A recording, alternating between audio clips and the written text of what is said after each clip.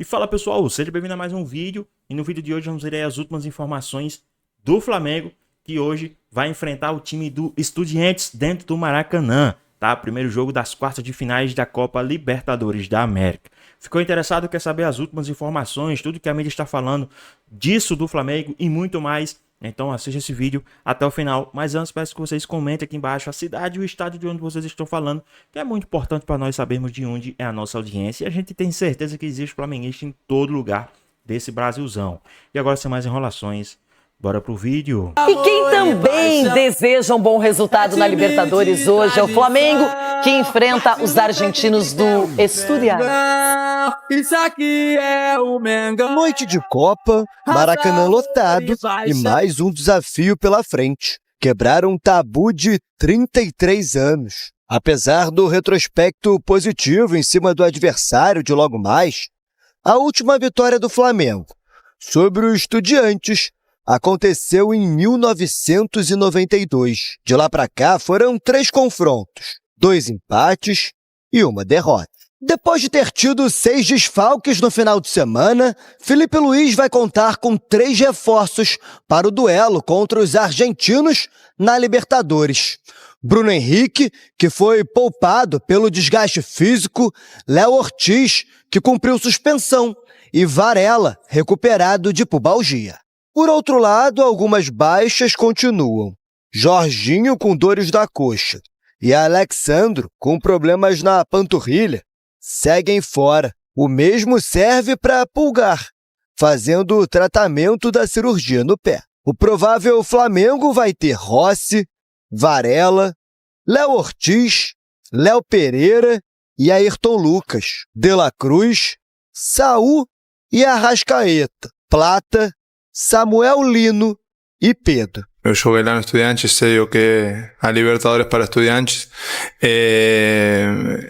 Sabemos que não tem jogo fácil na Libertadores, não tem, seja na Argentina, seja na Venezuela, no Equador, no país que seja, sabemos da dificuldade de cada jogo. Com boa campanha na fase de grupos, classificando em primeiro, na chave do atual campeão Botafogo, o Estudiantes sustenta 4 jogos de invencibilidade no mata-mata da competição. Por outro lado, a equipe vem de 2 derrotas no campeonato argentino e terá desfalques para logo mais. O lateral esquerdo, Leandro Gonzalez, e o atacante Edwin Cetré, lesionados, estão fora. Flamengo e Estudiantes se enfrentam às 9h30 da noite no Maracanã.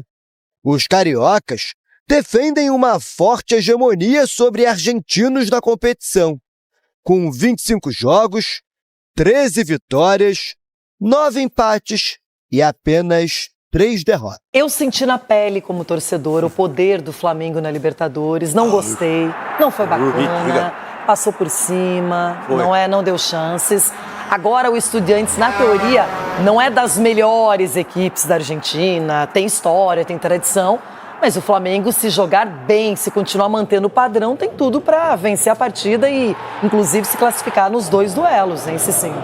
Não, tem time para muito mais, né, Renata? O Flamengo hoje, sem sombra de dúvida, é a equipe a ser batida. O Flamengo ele só perde para ele mesmo. Então já provou complicações, né? Não, provou complicações na primeira fase, nessa questão de posicionamento, também de empenho. Acredito que hoje não vai acontecer isso não, e o Flamengo vence bem.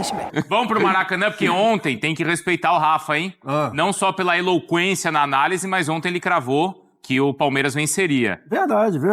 E hoje, por aí, hein, Rafa? Dá pra cravar alguma coisa? Acertou uma diferença de um gol. Um gol ainda, exato. Exatamente. Obrigado pela lembrança, viu, Dom? Que bom dia a você, Bruno, ao Jailson, fã de esporte conectado com a gente. Hoje, aqui no Maracanã, o Flamengo vence também. Vence por 2-0. Eu acho que vai ser uma classificação mais bem encaminhada do Flamengo do que já foi do Palmeiras ontem com a vitória fora de casa sobre o River Plate, né? E você que viralizou muito ontem com essa história de Messi Flaco, Flaco Messi, pode já pensar alguma coisa coisa, bolar alguma coisa para esse Flamengo Estudiantes dessa noite aqui no Maracanã. Até porque duas situações chamam muito a atenção. Até hoje na história, em jogos contra os argentinos em mata-mata da Libertadores, apenas uma vez o Flamengo perdeu. Foi em 91 para o Boca Juniors, fora de casa, pelo placar de 3-0. Em outras 8 oportunidades, incluindo a finalíssima, né, da Libertadores de 2019 contra o River Plate, o Flamengo obteve 6 vitórias e aconteceram 2 empates. Ou seja, esse é um aspecto que pode ser muito bem explorado como um combustível a mais para o time essa noite contra o Estudiantes. E o outro aspecto, como sempre, como de praxe, a presença maciça do torcedor rubro-negro. O Flamengo já anunciou que os ingressos se esgotaram e sempre que tem esse anúncio, a gente pensa na possibilidade da marca da temporada ser ultrapassada. Até o presente momento, o maior público do Maracanã em 2025 foi no jogo entre Flamengo e Grêmio, empate em 1-1, Campeonato Brasileiro, 31 de agosto, quando 69.447 torcedores compareceram aqui no Maracanã. Aliás, dos 10 principais públicos do ano no futebol brasileiro, 9 são em jogos do Flamengo. A nação realmente marca presença e o Maracanã é um estádio também que comporta, em média, mais torcedores do que os outros. Enfim, elementos para um Flamengo que não tem o Jorginho, ainda preservado, que não tem o Alexandro, também está fora, que tem as voltas do Varela, do Bruno Henrique e também do Léo Ortiz, ou seja, é um Flamengo modificado, mas que sabe muito bem que precisa fazer o dever de casa e tem como referência aquele tropeço lá na segunda rodada contra o Central Córdoba. Felipe Luiz assegura que aprendeu a lição, Bruno. Ainda poupou a equipe, né? Isso deu um barulho naquela época. Obrigado. Bom, já olhadinha também aqui no que o pessoal do Sport Center aí, da ESPN, falaram a respeito também dessa partida, e logo mais entre Flamengo e Estudiantes. O jogo do Flamengo, então, Rafa, é o seguinte, a nação, contei ontem aqui, o rubro-negro ele tem 2 opções, ou ele vai pro Maracanã, ou ele assiste aqui na ESPN, Rafa? Não, e a opção que você trouxe só se ele já comprou o ingresso, né, Bruno? Porque se não tiver comprado, já acabou há 2 dias. Então nem adianta ele se esforçar só nas mãos dos cambistas, e aí convenhamos, não é nada confiável uma ação como essa, né? A opção realmente, e a melhor, é assistir na ESPN Disney Plus, com Rogério Vogan, Paulo Calçade, Zinho, Carlos Eugênio Simão e grande elenco. A bola rola às 9h30 da noite aqui no Maracanã. E claro que a expectativa é sempre muito grande sobre a escalação do time do Flamengo. A gente já informou e vem informando há alguns dias, já com Pedro Henrique Torre. O Flamengo não tem ainda o Pulgar, que não tem previsão de retorno, não tem o Jorginho e não tem o Alexandro. São 3 ausências para o jogo dessa noite contra os Estudiantes. Em contrapartida, o Felipe Luiz tem as voltas do Varela, do Léo Ortiz e também do Bruno Henrique, que fez o chamado controle de carga e também conseguiu eliminar perante o STJD para poder recuperar a sua condição de jogo. E aí, como desde que o Felipe Luiz assumiu o comando técnico do Flamengo, com o José Boto da condição de diretor executivo, o vazamento de informações sobre a escalação do Flamengo passa a ser uma coisa muito mais rara, porque os treinos são fechados e essas informações mais específicas de formação do time, elas ficam em âmbito restrito. O Felipe Luiz compartilha com pouquíssimas pessoas. Qualquer escalação que nesse momento é divulgada para o jogo dessa noite, ela parte de uma estimativa e não necessariamente de uma apuração. Eu mantive contato mais cedo com uma pessoa ligada ao futebol do Flamengo e desenvolvi em conjunto com ela um raciocínio para o jogo dessa noite com base naquilo que o Felipe Luiz fez recentemente. Por exemplo, na partida contra o Internacional, na etapa anterior, às 8ª da Conmebol Libertadores. E aí, tendo como parâmetro o jogo da fase de grupos contra o Central Córdoba, aqui no Maracanã, em que o Flamengo perdeu por 2-0, a probabilidade maior dele ter um pouco mais de equilíbrio no meio-campo fala mais alto do que o time totalmente voltado à função ofensiva. O que eu quero dizer com isso? Já que ele tem o Ayrton Lucas como titular do lateral esquerda, a tendência com isso é que o Alan ocupe o meio-campo para poder causar um pouco mais de equilíbrio junto com o Saul e com o Arrascaeta. E a outra dúvida que envolve o ataque, para mim, passa muito pela presença do Bruno Henrique como titular. Foi assim que o Flamengo jogou contra o Inter lá. Você ganha mais mobilidade, você tem um jogador que participa mais das diagonais sem a bola, que contribui caindo pelo lado do campo, principalmente o lado esquerdo. Isso pode impactar também na movimentação do Samuel Lino. Acho que na direita vai o Gonzalo Plata e o Luiz Araújo fica no banco de reservas. Então, conjecturando o Flamengo para essa noite, Rossi no gol, Varela, Léo Ortiz, Léo Pereira e Ayrton Lucas, Alan, Saul e Arrascaeta, na frente Plata, Bruno Henrique e Samuel Lino com Pedro no banco de reservas. É apenas uma possibilidade que, eu repito, é fruto de uma mistura de contatos e também recência. Tá bom, Bruno? Conjectura e conjectura. Esse é o nosso Rafa, tá bom? Então eu vou trazer essa discussão aqui, viu, Rafa? Ótimo, e continua com a gente, claro. O desempenho do Flamengo e do Estudiantes nos últimos 10 jogos. Então o rubro-negro só com uma derrota é aquela pro Santos, certo? Certo. E o Estudiantes, 5 vitórias, 1 empate, 4 derrotas. Olha o número de gols do Flamengo, 21. E só 5 gols sofridos, hein? A gente não fala tanto... A gente fala, né? Fala. Mas a gente pouco destaca que o Flamengo simplesmente toma pouquíssimos gols. Bom, o Rafa trouxe essas opções então, Jailson. Né? Do que ele conseguiu ali, do que ele tem de apuração e um pouco da sensibilidade. Do time ter, de repente, o Alan e ter o Bruno Henrique no lugar do Pedro. Você gosta? A gente lembra do que aconteceu do Flamengo contra o Inter, né? Contra o Internacional foi assim, a questão do Bruno Henrique, de ter opções diferentes do que o Pedro oferece. São jogadores que estão atuando nessa função, né? O Bruno Henrique se adapta muito menos, né?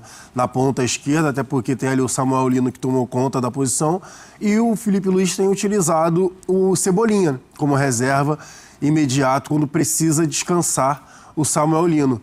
Então o Bruno Henrique restou, é a realidade, né? Restou ali para ele jogar de camisa 9, de centroavante, com o Arrascaeta como companheiro ali de ataque. O Bruno Henrique ele oferece mais movimentação, ainda mais um jogo como... A questão é que o jogo tem que ver como o Estudiante vai se portar, né?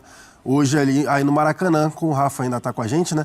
Como vai se posicionar, porque a tendência é que o Estudiante marque muito baixo. E se o Estudiante marcar muito baixo, o Bruno Henrique tem menos espaço para correr. Tendo menos espaço para correr, ele pode oferecer menos.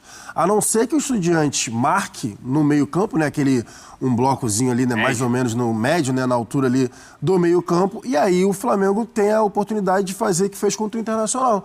Como o Inter marcou mais no meio-campo no primeiro momento, o Flamengo teve que utilizar as diagonais, né? A corrida do Bruno Henrique diagonal nas costas do zagueiro para conseguir ali oferecer, né? Para gerar jogo e trazer o time para frente. Então vamos ver como vai ser. E em relação a Alan, né, e De La Cruz, que foi outra situação que o Rafa trouxe, bom, eu prefiro o De La Cruz. Né?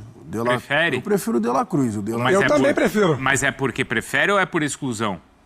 Não, o De La Cruz a gente tá falando de um cara que poderia se titular se não tivesse esses problemas recorrentes de lesão. De lesão, tá. Então, assim, o De La Cruz oferece mais, tem mais qualidade com a posse da bola, trabalha com as duas pernas com tranquilidade, aquele motorzinho, né, além da finalização de fora da área e também da bola parada. Então, o Alan, ele é um destruidor. O Alan, ele destrói as jogadas e passa para quem estiver mais próximo. O De La Cruz, ele também pode ser um destruidor, mas que tem mais qualidade quando tem a posse da bola. Você prefere o Pedro ou o Bruno Henrique, o Donk, para o cenário que deve acontecer hoje? Eu concordo com a análise em relação à característica dos dois jogadores. Pensando no momento das duas equipes, a diferença, acho que por mais que o Estudiantes possa ter, de repente, pensar até num bloco médio, acho que o Flamengo vai empurrar o Estudiantes para trás. E por isso que eu iria com o Pedro. Eu penso que o Flamengo vai acabar colocando o Estudiantes muito para trás. E eu acho que esse tipo de jogo acaba influenciando. E se o Flamengo tem uma situação favorável, consegue abrir uma boa vantagem, talvez possa ter mais espaço para um Bruno Henrique na segunda etapa. Então, pensando nesses dois cenários, eu imagino que o Estudiantes vai acabar ficando mais para trás e eu iria com o Pedro e também com o De La Cruz. Ô Rafa, isso inclusive foi motivo aí de discussão, depois até do que o Felipe Luiz falou e fez, que era dificilmente ele escalava o time com o Bruno Henrique e com o Arrascaeta. Né? Com o Bruno Henrique, com Pedro, desculpa. Isso. Com Pedro e com o Arrascaeta. Isso. Aí teve aquele puxão de orelhas, tal, as coisas voltaram a se encaixar. Que bom que mudou, né? Então, isso já é passado, né? Bom, no último jogo foi assim e já é possível ver o Flamengo jogando com intensidade com os dois em campo, mais o De La Cruz com os três em campo, dá, Rafa? Dá, tecnicamente dá. Esse asterisco, digamos assim, envolvendo os planejamentos dos jogos do Flamengo já foi descartado, não existe mais. O Felipe Luiz vai estabelecer critérios técnicos, físicos, táticos, para poder montar o time a cada partida. O que talvez encoraje a gente a crer na possibilidade do De La Cruz jogar o jogo de hoje como titular. E aí, pessoal, rapidinho aqui. Quem vocês acham que deve ser titular hoje no ataque do Flamengo? Bruno Henrique ou Pedro? Já que o Bruno Henrique conseguiu aí, né, um aval né? Aí eu até esqueci o nome aí, para ele poder voltar a jogar, né? Quem vocês acham que deve ser o titular hoje? Bruno Henrique ou Pedro? Deixa aqui nos comentários, hein? Vamos voltar aqui para o nosso vídeo. Lá é por causa da necessidade que o Flamengo tem de fazer o resultado aqui para administrar o jogo da volta da Argentina. E claro, contra o adversário, aí já trazendo um pouco de informação também sobre os Estudiantes, hoje o Fernando Domingues não tem o Gonzalez Pires, lateral direito titular, que é até um jogador que ataca muito, vai botar o zagueiro improvisado jogando como lateral direito. Não tem o Cetré, que é um atacante de velocidade, que tanto joga pela esquerda quanto joga pela direita. Seria uma boa válvula de escape para escolher o lado para cair nas costas de um lateral do Flamengo buscando aí aproveitar contra-ataques, também está fora. E vai ter o Guido Carrilho como único centroavante. Jogador mais pesado, de pouca mobilidade. Vai depender muito do trabalho do Gabi Neves, de muito do trabalho do Medina. Vai ser um time que vai jogar no 4-5-1, gente. Provavelmente com linha baixa, mas certamente no 4-5-1, ocupando muito o meio-campo para tirar do Flamengo o setor de construção. E aí, o De La Cruz entregaria muito mais tecnicamente? Sim, sem dúvida. Todavia, uma perda de bola no meio-campo pode ser crucial. Você não puxa o Saúl para vir para volante, para primeiro homem, né? Alguém tem que fazer o papel do Jorginho.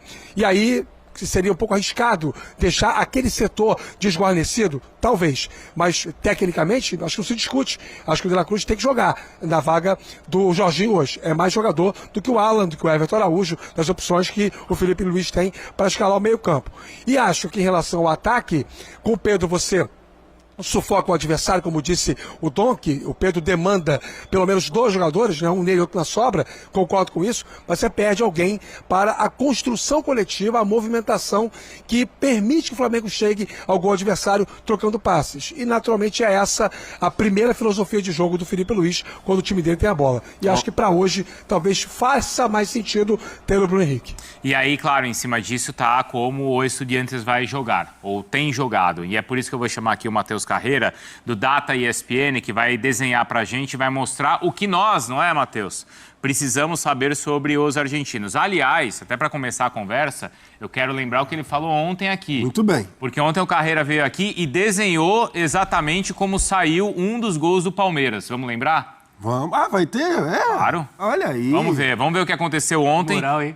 Vamos ver. Olha só como é meio descoordenado. Tem liberdade pro lançamento. E essa liberdade no lançamento vai acarretar em algo que, para mim, é a principal fragilidade do River Plate, que é a quebra da linha defensiva. Ah, mas se ele vacilar assim na troca Flaco e Vitor Roque... O River Plate, olha só, eu deixei até vermelhinho os intervalos, porque eles abrem esses espaços e os jogadores da linha defensiva, eles não ficam observando muito quem está às costas, encurtando distância. Então, olha só a facilidade na infiltração. Os jogadores entram na área de uma maneira muito tranquila. Eu acho que o Palmeiras tem as armas necessárias para chegar ao gol do River Plate. E as armas foram Flaco e Vitor Roque. Não foi verdade? Não foi, Carreira? Foi. Isso sem falar no funil, hein? O segundo tempo foi um funil ali. Gostaram dessa não foi, resenha, Dom? É verdade. Eu passei a tarde inteira pensando naquele funil. Aí começou o jogo, não teve funil nenhum. Falei, não deu certo o funil. Agora, meu amigo veio no segundo tempo um funil. Um show de funilzada ali, rapaz. Brincadeira, né? Vocês têm que tomar cuidado com isso aí. Não é? Cuidado, hein? Deixa eu falar do Flamengo aí. Então vai. Esse funil aí. O que o Estudiantes precisa saber? Pelo amor de Deus. Flamengo não vai ter funil hoje, pelo amor de Deus. Não vai, hoje não vai. Mas, bom dia não, boa tarde de novo. Tarde. Boa tarde, Fã de Esporte. Pensando num contexto aí que vocês falaram de um Estudiantes muito retrancadinho, muito para baixo, a segunda fragilidade que eu vou mostrar vai conversar muito com isso. A primeira eu vou mostrar no jogo contra o Banfield aqui, que é a questão que vai aparecer, creio eu, em alguns momentos do jogo, que é isso aqui, ó. Os 2 pontas desalinhados em relação aos volantes para fechar os espaços. O Maulino já tá rindo. Exatamente. O Jailson, ele sabe muito. O Jailson já tá enxergando lá na frente. É isso, o Jailson já sabe muito, porque é o que eu ia falar agora. Bastou um frame e o Jailson já... Nesse tipo de situação, o que acontece? Eu vou rodar aqui para vocês a ultrapassagem do lateral. Então, a gente sabe que quem abre o campo ali mais perto da área é o Samuel Lino, mas também temos laterais com bastante vocação de chegar ao fundo. Então, isso deixa algumas situações interessantes, como um 2 contra 1 aqui, em relação ao lateral do Estudiantes, mas também a gente vê que abre esse espaço em amarelo aqui, que é muito caro ao Felipe Luiz, que é o que a gente chama no tactiquês de meio espaço, que é basicamente o intervalo entre os laterais e os zagueiros.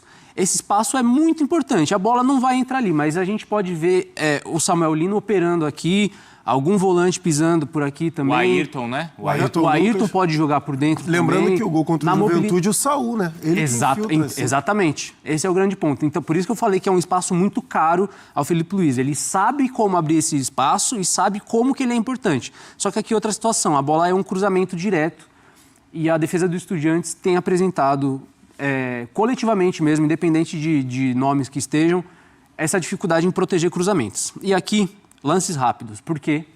Bola parada. E o fã de esporte mais atento lembra da análise que o Caio Alves fez falando da bola parada do Flamengo e, coincidentemente, uma grande fragilidade do Estudiantes é defender bola parada. Então que delícia, hein? Que delícia pro Léo Ortiz. Léo Ortiz e Léo Pereira já estão aqui agora. A dupla de Léos e também o nosso querido Bruno Henrique, que fez o gol contra o Internacional, podem brincar aí. A gente vai ver aqui como que é a formatação, então. Esses 3 marcados aqui perto da linha da pequena área são os que marcam em zona.